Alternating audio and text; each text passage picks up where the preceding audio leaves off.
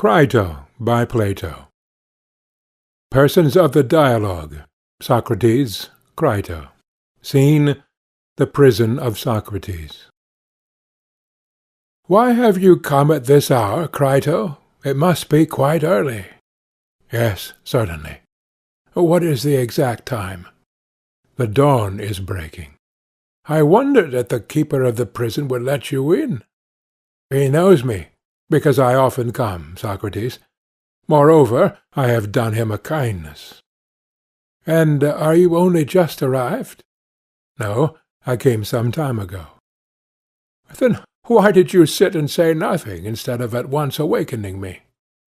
"I should not have liked myself, Socrates, to be in such great trouble and unrest as you are. Indeed, I should not. I have been watching with amazement your peaceful slumbers, and for that reason I did not awake you, because I wished to minimize the pain. I have always thought you to be of a happy disposition, but never did I see anything like the easy, tranquil manner in which you bear this calamity. Why, Crito, when a man has reached my age, he ought not to be repining at the approach of death. And yet other old men find themselves in similar misfortunes, and age does not prevent them from repining." "That is true. But you have not told me why you come at this early hour."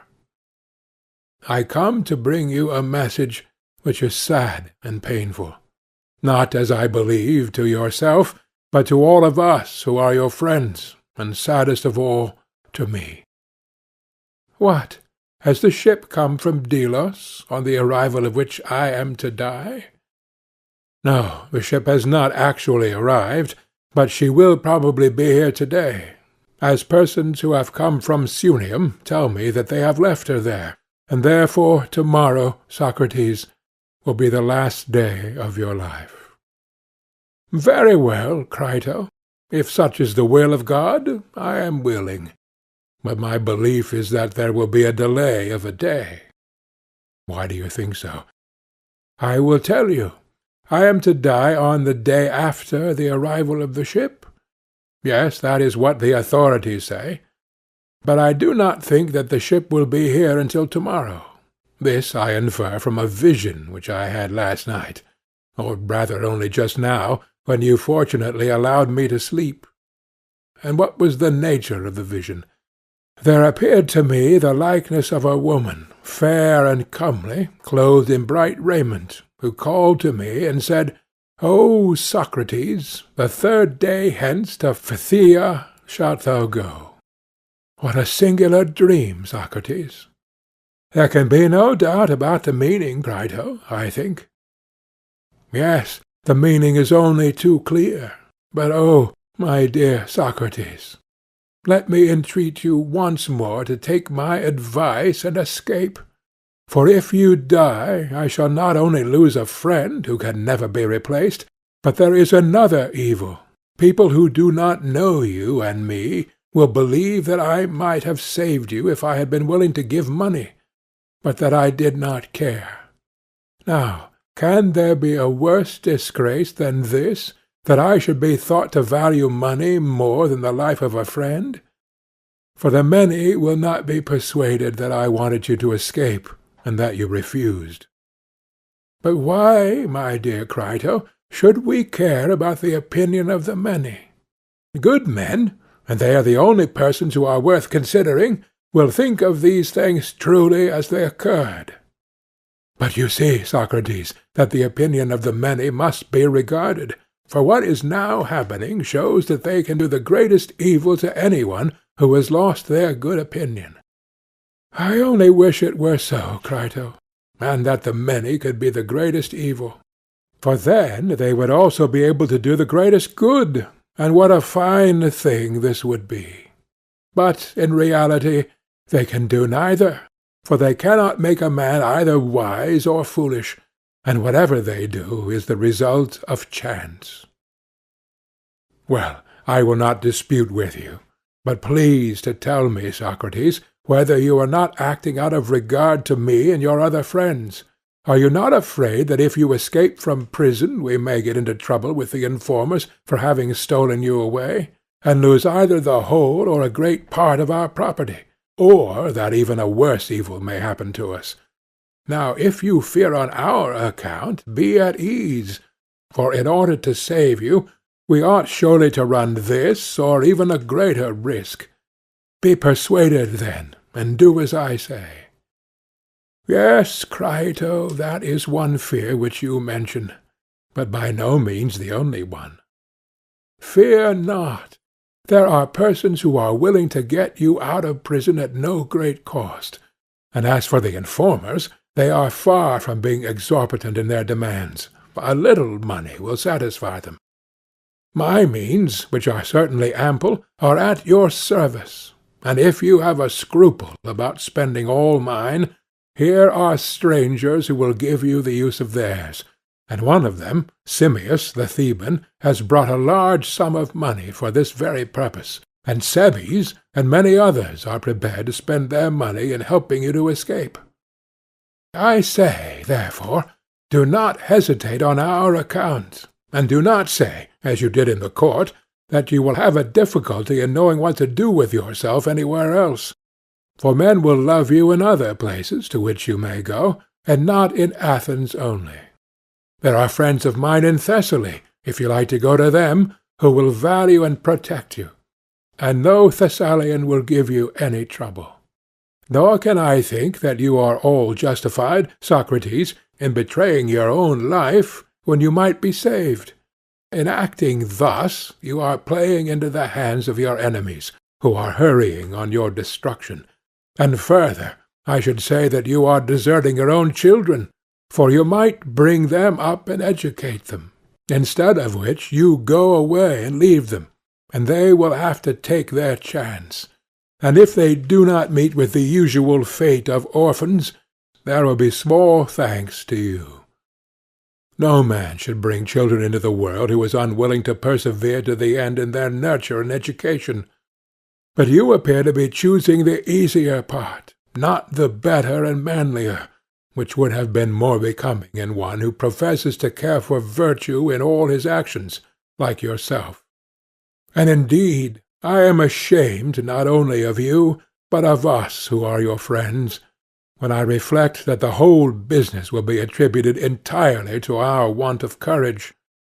The trial need never have come on, or might have been managed differently, and this last act, or crowning folly, will seem to have occurred through our negligence and cowardice, who might have saved you, if we had been good for anything. And you might have saved yourself, for there was no difficulty at all. See now, Socrates, how sad and discreditable are the consequences, both to us and you. Make up your mind then, or rather have your mind already made up, for the time of deliberation is over, and there is only one thing to be done, which must be done this very night, and if we delay at all, will be no longer practicable or possible. I beseech you, therefore, Socrates, be persuaded by me, and do as I say. Dear Crito, your zeal is invaluable, if a right one, but if wrong, the greater the zeal, the greater the danger, and therefore we ought to consider whether I shall or shall not do as you say. For I am, and always have been, one of those natures who must be guided by reason, whatever the reason may be which, upon reflection, appears to me to be the best. And now that this chance has befallen me, I cannot repudiate my own words. The principles which I have hitherto honoured and revered I still honour, and unless we can at once find other and better principles, I am certain not to agree with you. No, not even if the power of the multitude could inflict many more imprisonments, confiscations, deaths, frightening us like children with hobgoblin terrors. What will be the fairest way of considering the question? Shall I return to your old argument about the opinions of men? We were saying that some of them are to be regarded, and others not. Now, Were we right in maintaining this before I was condemned? And has the argument which was once good now proved to be talk for the sake of talking, mere childish nonsense? That is what I want to consider with your help, Crito. Whether, under my present circumstances, the argument appears to be in any way different or not, and is to be allowed by me or disallowed. That argument which, as I believe, is maintained by many persons of authority, was to the effect, as I was saying, that the opinions of some men are to be regarded, and of other men not to be regarded. Now you, Crito, are not going to die tomorrow. At least, there is no human probability of this, and therefore you are disinterested, and not liable to be deceived by the circumstances in which you are placed. Tell me, then, whether I am right in saying that some opinions, and the opinions of some men only, are to be valued, and that other opinions, and the opinions of other men, are not to be valued. I ask you whether I was right in maintaining this. Certainly. The good are to be regarded, and not the bad? Yes. And the opinions of the wise are good, and the opinions of the unwise are evil? Certainly. And what was said about another matter?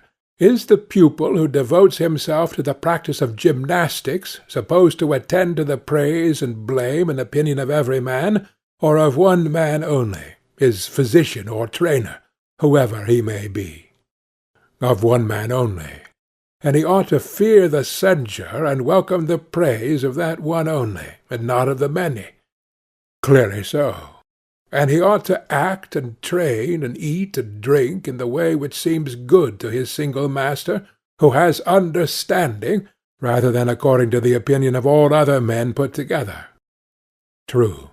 And if he disobeys and disregards the opinion and approval of the one, and regards the opinion of the many who have no understanding, will he not suffer evil? Certainly he will. And what will the evil be, whither tending, and what affecting in the disobedient person? Clearly affecting the body. That is what is destroyed by the evil. Very good. And is not this true, Crito, of other things, which we need not separately enumerate? In questions of just and unjust, fair and foul, good and evil, which are the subjects of our present consultation, ought we to follow the opinion of the many and to fear them, or the opinion of the one man who has understanding? Ought we not to fear and reverence him more than all the rest of the world? And if we desert him, shall we not destroy and injure that principle in us which may be assumed to be improved by justice and deteriorated by injustice? There is such a principle. Certainly there is, Socrates. Take a parallel instance. If, acting under the advice of those who have no understanding, we destroy that which is improved by health and is deteriorated by disease, would life be worth having? And that which has been destroyed is the body? Yes. Could we live, having an evil and corrupted body? Certainly not. And will life be worth having, if that higher part of man be destroyed, which is improved by justice and depraved by injustice? Do we suppose that principle, whatever it may be in man, which has to do with justice and injustice, to be inferior to the body? Certainly not. More honorable than the body. Far more. Then, my friend, we must not regard what the many say of us, but what he, the one man who has understanding of just and unjust, will say, and what the truth will say. And therefore you begin in error when you advise that we should regard the opinion of the many about just and unjust, good and evil, honorable and dishonorable. Well, someone will say, but the many can kill us. Yes, Socrates, that will clearly be the answer. And it is true. But still, I find with surprise that the old argument is unshaken as ever, and I should like to know whether I may say the same of another proposition, that not life, but a good life is to be chiefly valued. Yes, that also remains unshaken. And a good life is equivalent to a just and honourable one? That holds also? Yes, it does. From these premises I proceed to argue the question whether I ought or ought not to try and escape without the consent of the Athenians, and if I am clearly right in escaping, then I will make the attempt, but if not, I will abstain.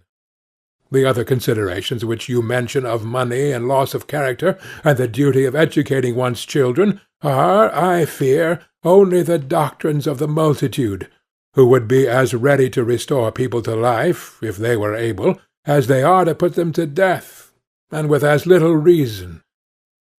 But now, since the argument has thus far prevailed, the only question which remains to be considered is whether we shall do rightly either in escaping or in suffering others to aid in our escape and paying them in money and thanks, or whether in reality we shall not do rightly, and if the latter, then death or any other calamity which may ensue on my remaining here must not be allowed to enter into the calculation.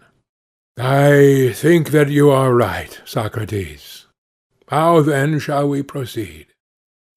Let us consider the matter together, and do you either refute me, if you can, and I will be convinced, or else cease, my dear friend, from repeating to me that I ought to escape against the wishes of the Athenians, for I highly value your attempts to persuade me to do so, but I may not be persuaded against my own better judgment.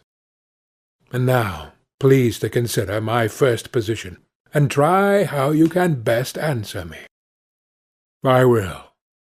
Are we to say that we are never intentionally to do wrong, or that in one way we ought, and in another way we ought not to do wrong, or is doing wrong always evil and dishonourable, as I was just now saying, as has already been acknowledged by us?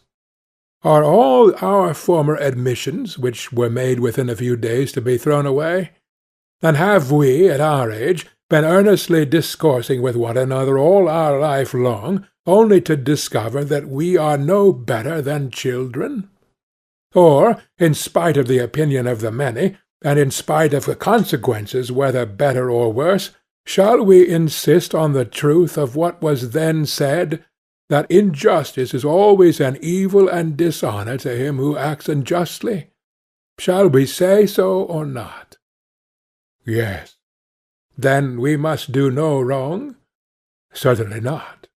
Nor when injured, injure in return, as many imagine, for we must injure no one at all. Clearly not. Again, Crito, may we do evil? Surely not, Socrates. And what of doing evil in return for evil, which is the morality of the many? Is that just or not? Not just. For doing evil to another is the same as injuring him? Very true. Then we ought not to retaliate or render evil for evil to anyone, whatever evil we may have suffered from him. But I would have you consider, Crito, whether you really mean what you are saying. For this opinion has never been held, and never will be held, by any considerable number of persons, and those who are agreed, and those who are not agreed upon this point, have no common ground, and can only despise one another when they see how widely they differ.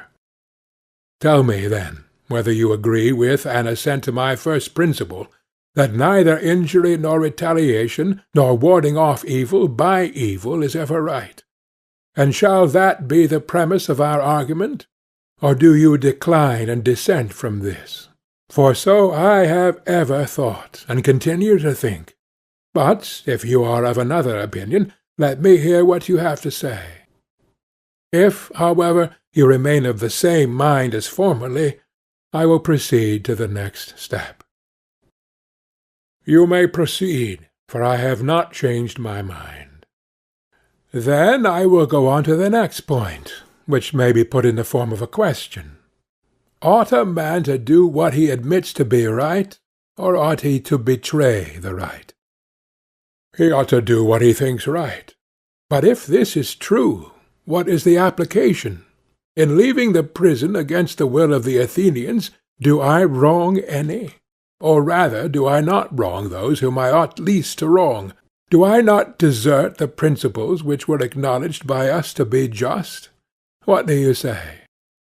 I cannot tell, Socrates, for I do not know. Then consider the matter in this way. Imagine that I am about to play truant. You may call the proceeding by any name which you like, and the laws and the government come and interrogate me. Tell us, Socrates, they say, what are you about? Are you not going, by an act of yours, to overturn us, the laws and the whole state, as far as in you lies? Do you imagine that a state can subsist and not be overthrown, in which the decisions of the law have no power, but are set aside and trampled upon by individuals?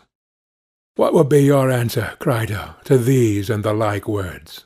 Any one, and especially a rhetorician, will have a good deal to say on behalf of the law which requires a sentence to be carried out. He will argue that this law should not be set aside, and shall we reply, yes, but the state has injured us and given an unjust sentence? Suppose I say that. Very good, Socrates. And was that our agreement with you? The law would answer. Or were you to abide by the sentence of the state? And if I were to express my astonishment at their words, the law would probably add, Answer, Socrates, instead of opening your eyes. You are in the habit of asking and answering questions. Tell us, what complaint have you to make against us which justifies you in attempting to destroy us and the state? In the first place, did we not bring you into existence? Your father married your mother by our aid and begat you. Say whether you have any objection to urge against those of us who regulate marriage. None, I should reply. Or against those of us who after birth regulate the nature and education of children, in which you also were trained. Were not the laws, which have the charge of education, right in commanding your father to train you in music and gymnastic? Right, I should reply. Well then, since you were brought into the world and nurtured and educated by us, can you deny in the first place that you are our child and slave, as your fathers were before you? And if this is true, you are not on equal terms with us. Nor can we think that you have a right to do to us what we are doing to you.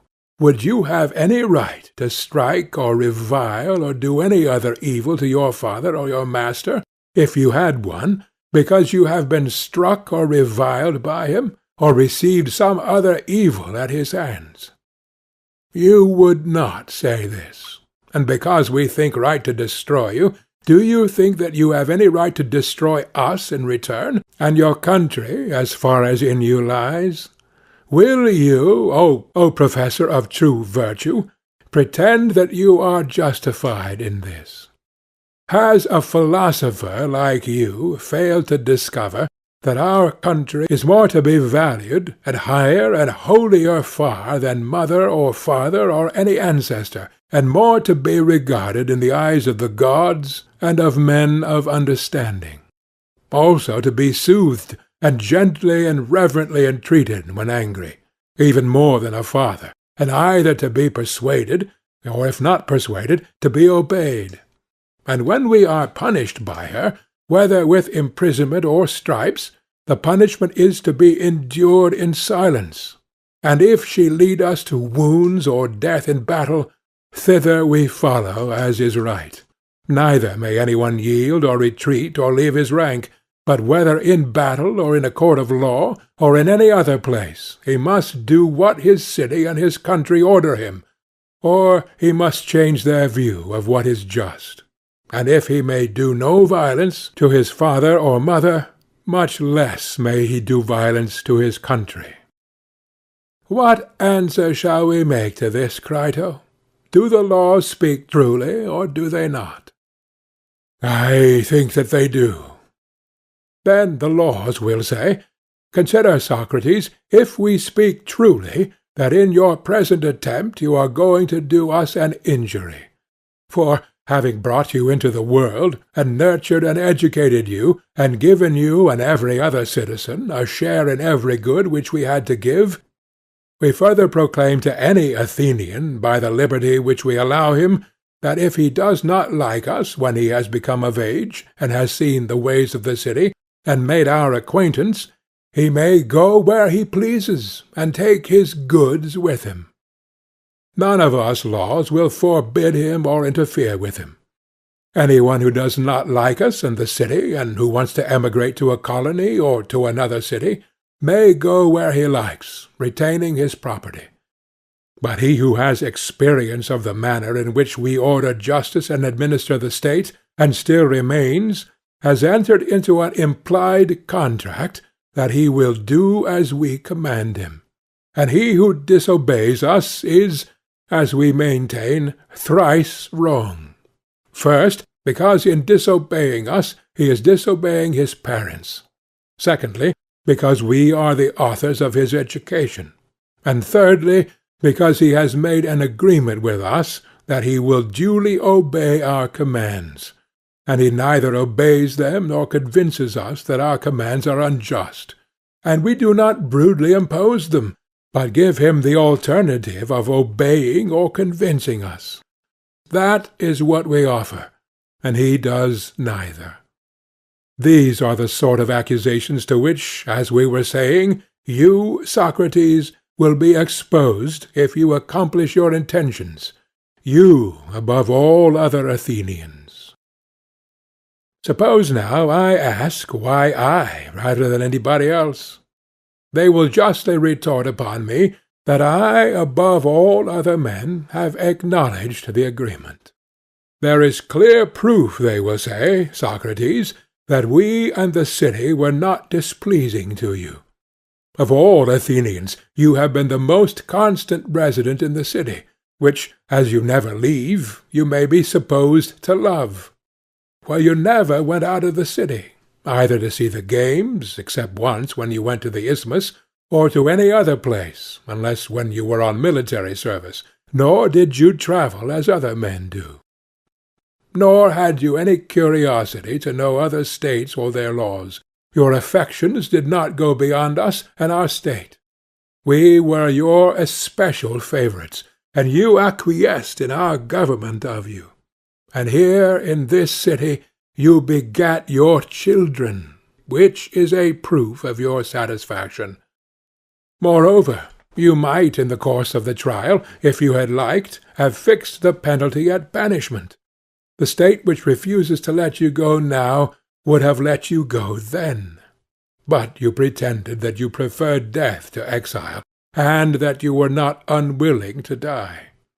And now you have forgotten these fine sentiments, and pay no respect to us, the laws, of whom you are the destroyer, and are doing what only a miserable slave would do, running away and turning your back upon the compacts and agreements which you made as a citizen. And first of all, answer this very question. Are you right in saying that you agree to be governed according to us in deed, and not in word only? Is that true or not? How shall we answer, Crito? Must we not assent? We cannot help it, Socrates. Then will they not say, you, Socrates, are breaking the covenants and agreements which you made with us at your leisure, not in any haste or under any compulsion or deception, but after you have had 70 years to think of them, during which time you were at liberty to leave the city, if we were not to your mind, or if our covenants appeared to you to be unfair. You had your choice, and might have gone either to Lacedaemon or Crete, both which states are often praised by you for their good government, or to some other Hellenic or foreign state. Whereas you, above all other Athenians, seemed to be so fond of the state, or in other words, of us, her laws, and who would care about a state which has no laws, that you never stirred out of her. The halt, the blind, the maimed were not more stationary in her than you were, and now you run away, forsake your agreements. Not so, Socrates, if you will take our advice. Do not make yourself ridiculous by escaping out of the city.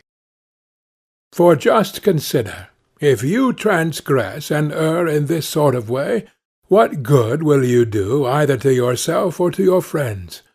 That your friends will be driven into exile and deprived of citizenship, or will lose their property, is tolerably certain, and you yourself, if you fly to one of the neighbouring cities, as for example Thebes or Megara, both of which are well governed, will come to them as an enemy, Socrates, and their government will be against you, and all patriotic citizens will cast an evil eye upon you as a subverter of the laws, and you will confirm in the minds of the judges the justice of their own condemnation of you.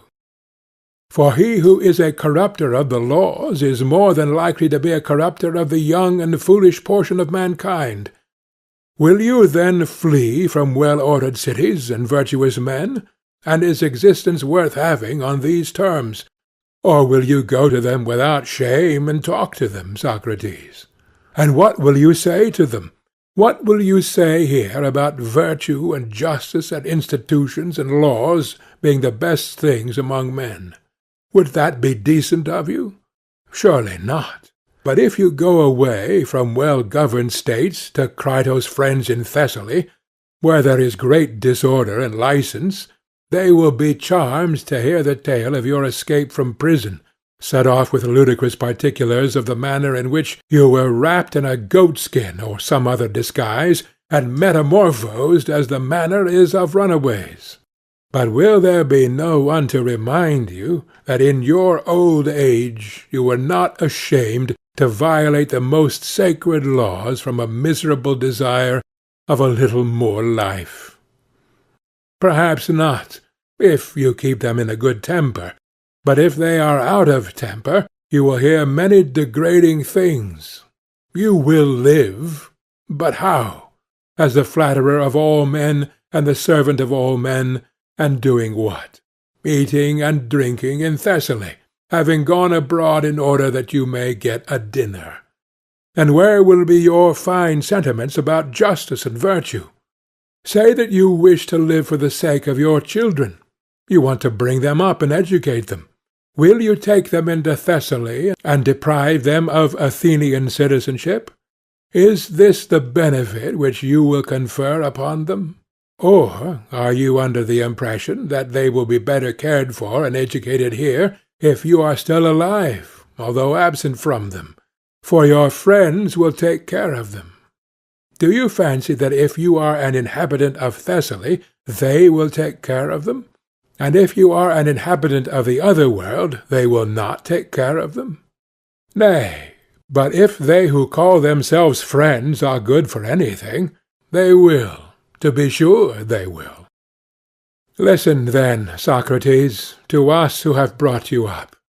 Think not of life and children first, and of justice afterwards, but of justice first, that you may be justified before the princes of the world below. For neither will you, nor any that belong to you, be happier or holier or juster in this life, or happier in another, if you do as Crito bids. Now you depart in innocence, a sufferer, and not a doer of evil, a victim, not of the laws, but of men. But if you go forth, returning evil for evil and injury for injury, breaking the covenants and agreements which you have made with us, and wronging those whom you ought least of all to wrong, that is to say, yourself, your friends, your country, and us, we shall be angry with you while you live, and our brethren, the laws in the world below, will receive you as an enemy. For they will know that you have done your best to destroy us. Listen then to us, and not to Crito. This, dear Crito, is the voice which I seem to hear murmuring in my ears, like the sound of the flute in the ears of the mystic. That voice, I say, is humming in my ears, and prevents me from hearing any other. And I know that anything more which you may say will be in vain. Yet speak, if you have anything to say. I have nothing to say, Socrates. Leave me, then, Crito, to fulfill the will of God, and to follow whither he leads. End of Crito, by Plato.